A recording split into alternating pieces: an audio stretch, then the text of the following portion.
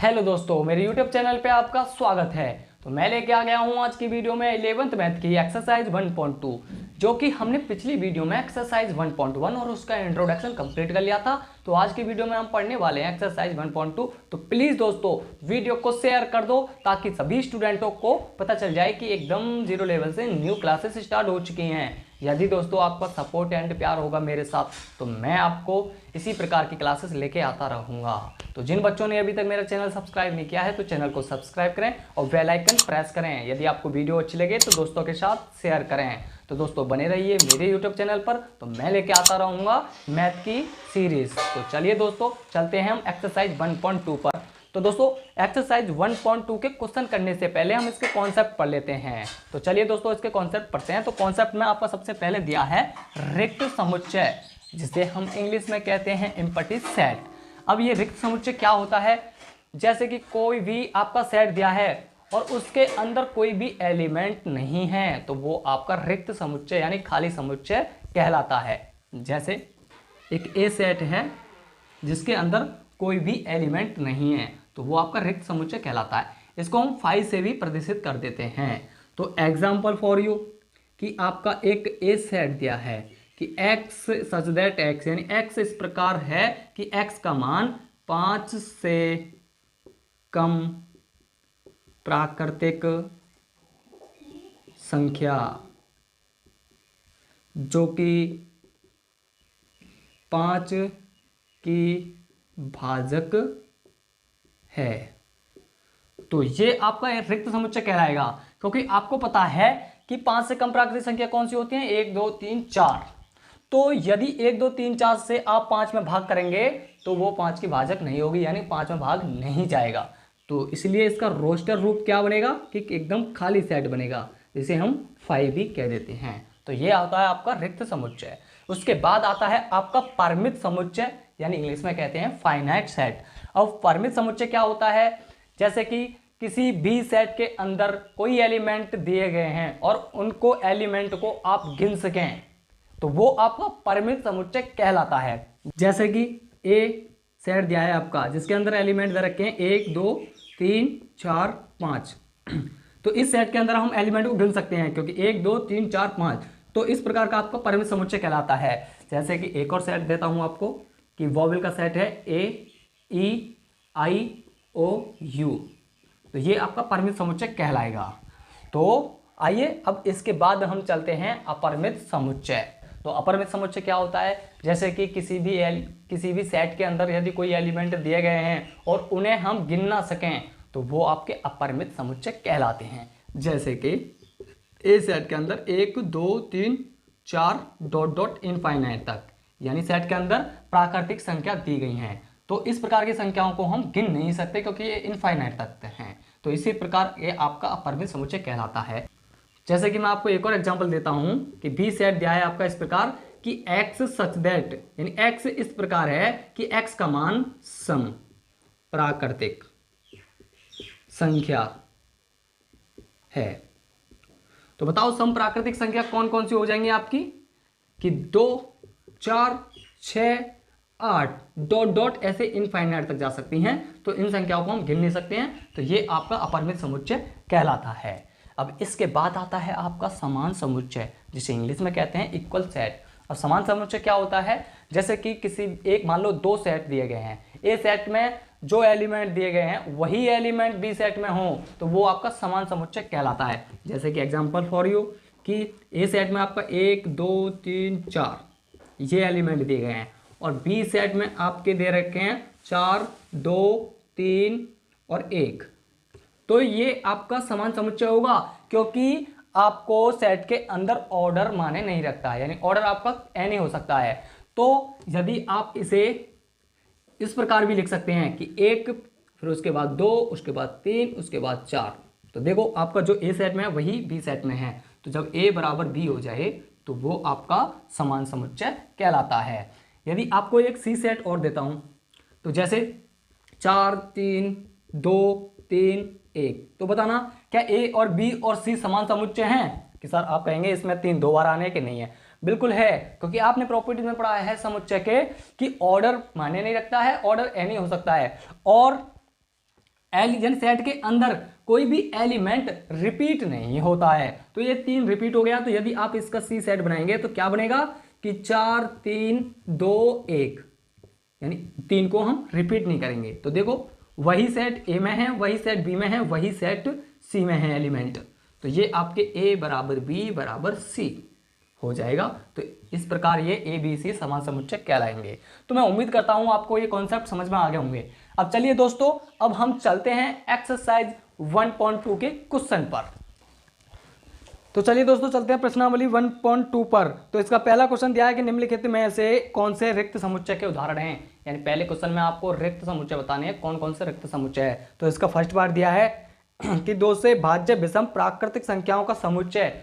अब एक बात बताओ कि विषम प्राकृतिक संख्या कौन सी होती हैं कि 1 3 5 7 9 डॉट डॉट इनफाइनाइट तक। क्या बताओ इनमें आपका 2 से भाग चला जाएगा कि नहीं जाएगा, क्योंकि 2 का भाग केवल सम संख्याओं में जा सकता है। तो इस प्रकार ये फर्स्ट पार्ट आपका क्या हो जाएगा कि ये आपका एकदम खाली सेट हो जाएगा, जिसे हम 5 से प्रदर्शित करते हैं। तो पहला सेट आपका रिक्त समुच्चय होगा। अब इसके बाद आता है आपका सेकंड। तो सेकंड दिया है आपका सम अभाज्य संख्याओं का समुच्चय। यानी अब आपको पता होना चाहिए कि अभाज्य संख्या क्या होती हैं, जिनके केवल 2 गुणनखंड होते हैं, वो आपकी अभाज्य संख्या कहलाती है। तो वो कौन कौन सी संख्या होती हैं कि जैसे 2 3 5 7 11 13 और 17 19, ये आपकी डॉट डॉट ऐसी प्रकार की संख्याएं आपकी अभाज्य होती हैं। लेकिन आपको लेनी कौन सी हैं, केवल सम संख्या वाली।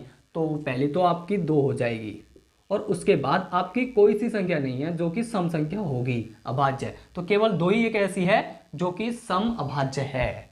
तो इस प्रकार का ये इसका यानी सेट के अंदर एलिमेंट आ गया तो ये खाली नहीं है, तो ये रिक्त समुच्चय नहीं होगा। तो उसके बाद आता है आपका थर्ड पार्ट। अब थर्ड पार्ट में क्या दिया है, देखो बच्चों कि एक सेट दिया है कि x सच दैट x एक प्राकृतिक संख्या है। ठीक है, यानी x एक आपकी प्राकृतिक संख्या है और है संख्या आपकी प्राकृतिक संख्या, लेकिन वो कौन सी है कि x का मान 5 से छोटा है और 7 से बड़ा है। अब ये कौन सी बात आ गई, 5 से छोटी और 7 से बड़ी, ऐसी तो कोई संख्या ही नहीं है। तो ये आपका रिक्त समुच्चय कहलाएगा, क्योंकि ये ऐसा कोई एलिमेंट नहीं होगा जो कि 5 से छोटा हो और 7 से बड़ा हो जाए। तो ये आपका रिक्त समुच्चय कहलाएगा। उसके बाद आपका चौथा पार्ट आता है कि y सच दैट y, यानी y इस प्रकार है कि y किन्हीं भी 2 समांतर रेखाओं का उभयनिष्ठ बिंदु। भाई ये क्या कह दिया कि बताओ जब कोई 2 लाइन समांतर हों तो कभी वो जाके एक दूसरे को काटेंगे, तो नहीं काटेंगे, इसलिए इसका कोई उभयनिष्ठ बिंदु नहीं होगा। तो ये भी आपका खाली सेट होगा। तो ये आपका रिक्त समुच्चय कहलाएगा। तो ये आपका पहला क्वेश्चन कंप्लीट हुआ। अब चलते हैं क्वेश्चन नंबर 2 पर, जो कि दिया है निम्नलिखित समुच्चयों में से कौन परिमित है कौन अपरिमित है। यानी आपको क्वेश्चन नंबर 2 में परिमित और अपरिमित बताना है। तो इसका फर्स्ट पार्ट दिया है कि वर्ष के महीनों का समुच्चय। तो आपको पता है कि वर्ष में 12 महीने होते हैं, कौन कौन से, जनवरी फरवरी मार्च अप्रैल मई जून जुलाई अगस्त सितंबर अक्टूबर नवंबर दिसंबर। तो इसका मतलब आप सेट के एलिमेंट को गिन सकते हो। जब सेट के अंदर एलिमेंट को गिन सको तो वो आपका परिमित समुच्चय कहलाएगा। तो क्वेश्चन नंबर 2 का फर्स्ट पार्ट परिमित समुच्चय होगा। और उसके बाद इसका सेकंड पार्ट आता है। सेकंड पार्ट दिया है कि सेट के अंदर 1 2 3 डॉट डॉट इनफाइनाइट तक। तो देखो इनके यहाँ इसका मतलब ये प्राकृतिक संख्याएं दे रखी हैं और डॉट डॉट दे रखे हैं इनफाइनाइट तक। तो इसके सेट के अंदर एलिमेंट को हम गिन नहीं सकते हैं, इसीलिए ये क्या हो जाएगा आपका कि अपरिमित समुच्चय। प्लीज दोस्तों किताब को देखते रहिए, तभी आपको समझ में आएगा। अब इसका थर्ड पार्ट दिया है कि 1 2 3 डॉट डॉट डॉट 99 और 100। तो इसका मतलब सेट के अंदर 1 से 100 तक गिनती दी गई है। तो इसका मतलब हम 1 से 100 तक गिनती को गिन सकते हैं सेट के अंदर। तो इसीलिए ये क्या हो जाएगा आपका कि परिमित समुच्चय। अब उसके बाद आता है आपका चौथा पार्ट। अब चौथा पार्ट क्या दिया है आपका कि 100 से बड़े धन पूर्णांक का समुच्चय। अब बताना कि 100 से बड़े धन पूर्णांक संख्या कौन कौन सी हो जाएंगी कि 101 102 103 dot dot dot dot infinite तक जाएंगी। तो ये आपका क्या कहलाएगा कि अपरिमित समुच्चय, क्योंकि इनको हम गिन नहीं सकते। तो ये हो गया आपका अपरिमित समुच्चय। अब इसके बाद आता है आपका पांचवा पार्ट। अब पांचवा पार्ट क्या होता है कि 99 से छोटे अभाज्य पूर्णांकों का समुच्चय। तो एक बात बताओ, अभाज्य संख्या क्या होती है कि जिनके दो गुणनखंड होते हैं वो अभाज्य संख्या होती हैं, और लेनी कौन सी है आपको, 99 से छोटी। तो पांचवें पार्ट में देखना सेट क्या बनेगा कि एक तो 2, क्योंकि 2 से स्टार्ट होती है अभाज्य संख्या, उसके बाद 3, उसके बाद 5, उसके बाद 7 डॉट डॉट डॉट डॉट। तो 99 से छोटी वाली संख्या कौन सी होगी जिसके केवल 2 ही गुणनखंड हों, तो वो होगी आपकी 97। तो ये हुआ इसका मतलब, इसके अंदर हम सेट के अंदर एलिमेंट को गिन सकते हैं, इसीलिए परिमित समुच्चय होगा। तो मैं उम्मीद करता हूं दोस्तों क्वेश्चन नंबर 2 भी आपको समझ में आ गया होगा। अब चलते हैं हम क्वेश्चन नंबर 3 पर। तो क्वेश्चन नंबर 3 दिया है कि निम्नलिखित समुच्चयों में से प्रत्येक के लिए बताइए कि कौन परिमित है और कौन अपरिमित है। तो इसमें भी आपको परिमित और अपरिमित बताना है। तो क्वेश्चन नंबर 3 का फर्स्ट पार्ट क्या दिया है, देखो दोस्तों कि फर्स्ट पार्ट दिया है कि एक्स अक्ष के समानांतर रेखाओं का समुच्चय। अब देखो एक आपको एक्स अक्ष दिया है, ये होता है एक्स अक्ष और ये होता है वाई अक्ष। तो बताना एक्स अक्ष के समांतर कौन कौन सी रेखाएं खींची जा सकती हैं कि एक तो एक्स यानी y बराबर 0, y बराबर 0 वाली खींची जा सकती है जो कि एक्स अक्ष पर ही होती है, और एक y बराबर 1, एक y बराबर 1 जो कि थोड़ी सी एक नेक ऊपर उठेगी, और y बराबर 2 भी लिख सकते हैं यानी y बराबर 2।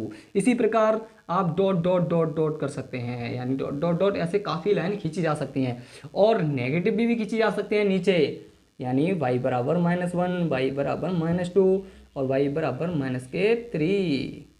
तो इस प्रकार आपकी काफ़ी समांतर रेखाएं खींची जा सकती हैं। तो इसका मतलब ये आपका अपरिमित समुच्चय हो गया, यानी अपरिमित समुच्चय है ये।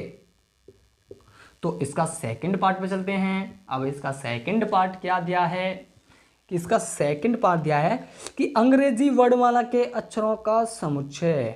तो अंग्रेजी वर्णमाला के अक्षरों का समुच्चय आपको पता है कि सेट के अंदर ए से Z तक होते हैं, तो ABCD dot dot dot dot Z।